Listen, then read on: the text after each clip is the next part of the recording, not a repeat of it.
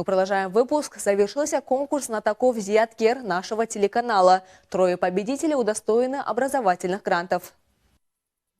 В конкурсе знатоков со всей области приняли участие свыше 400 школьников. 64 из них получили право выйти на телеринг. И в течение 5 месяцев каждые выходные принимали участие в баттлах умов.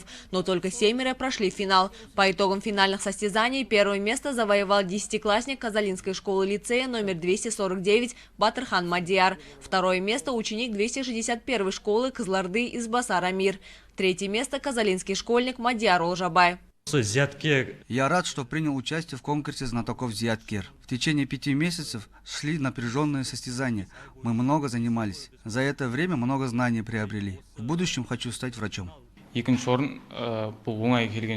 завоевал 2 место. Это далось нелегко. 5 месяцев шла упорная борьба. Из 400 участников остались 7 человек. Я рад, что получил грант.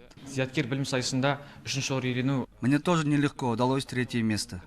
За этим стоит большой труд, бессонные ночи, кропотливая подготовка. Это великолепный проект для проверки и пополнения своих знаний. Финалистам конкурса знатоков от имени телеканала были вручены книги и ценные подарки. А 3 победителей удостоены образовательных грантов университета имени Коркай-Тата.